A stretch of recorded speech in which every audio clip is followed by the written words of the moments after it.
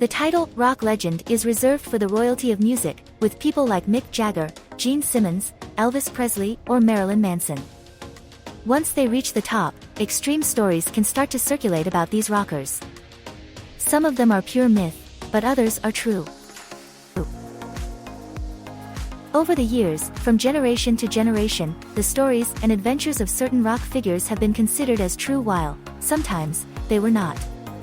Let's review some of these shocking rock stories and see if they are real events or myths. No one is going to deny that Kiss, in addition to being a band with overflowing talent, aims to provoke and attract attention. Gene Simmons, their leader, has always shown off his extremely long tongue at concerts and photo shoots.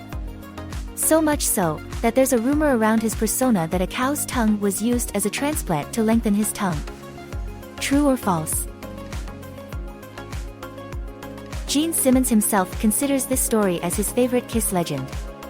It is logical that a long of, allegedly, 14 centimeters, 5.5 inch, leads to confusion. Moreover, the band has never bothered to deny it, which added to its even bigger mystery and fame. Ozzy Osbourne's time of greatest musical splendor coincided with that of his greatest use of prohibited substances. They say that one day, in the middle of a concert, a fan threw a bat on the stage, and Ozzy, thinking it was a toy vampire, took a bite off of it and severed the animal's head.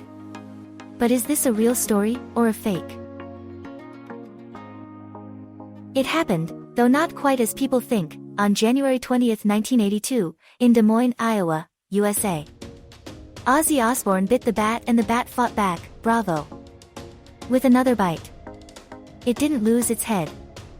Ozzy had to go to the hospital to get treated and vaccinated for rabies, as he later revealed in his biography, Diary of a Madman, 2002. Keith Richards' relationship with banned substances has always been well known and sometimes alarming. The story goes that in 1973, while the Rolling Stones was touring Europe, Richards went to a Swiss clinic to get his intoxicated blood replaced with clean blood. Why did he do that? To get clean. Or at least, to try and get clean. Keith Richards says he invented the story himself to avoid constant and indiscreet questions from the press. His close circle confirms that there was no blood transfusion, but that he did have a hemodialysis to clean toxins from his blood. It's a remarkable procedure but not as extreme as a full transfusion. There's a recurrent urban myth that Marilyn Manson played the best friend of Kevin Arnold, the protagonist of the popular 80s series, The Wonder Years. But was he really the young and geeky Paul in the show? The myopic nerd from The Wonder Years now looks like this. His name is Josh Saviano and he abandoned acting to become a lawyer. Saviano is not related to Marilyn Manson. This story takes us to February 1967, at the home of Keith Richards. A group of police officers enters the house in search of narcotics. In the living room, they find Mick Jagger and Marianne Faithfull, along with some other people, and the Rolling Stones singer is eating a Mars bar directly from a very specific area of Marianne Faithfull's body. True or false? Marianne Faithfull herself has debunked this legend. She didn't just deny the story in her autobiography, but she also called it a dirty old man's fantasy.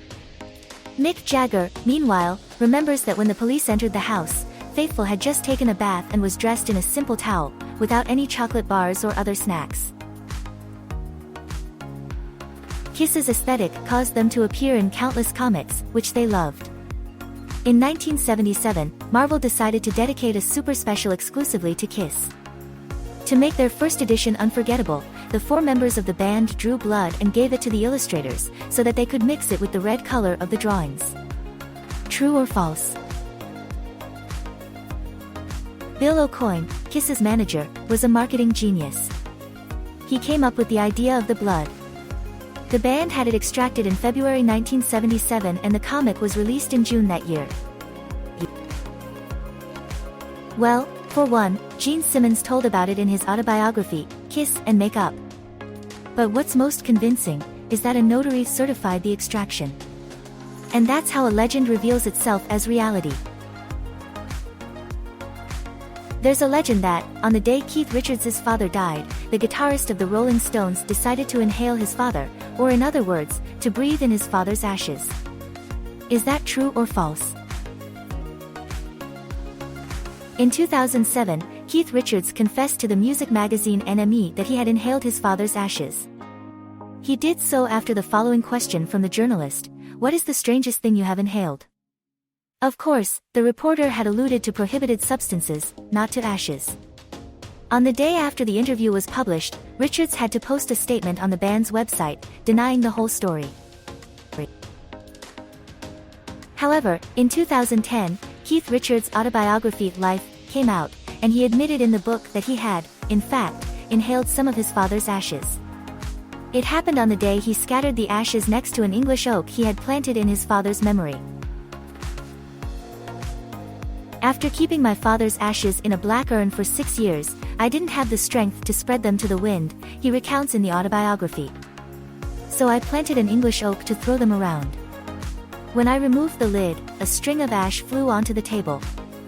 I couldn't just clean it, so I ran my finger over it and inhaled the residue. Ashes to ashes, from father to son."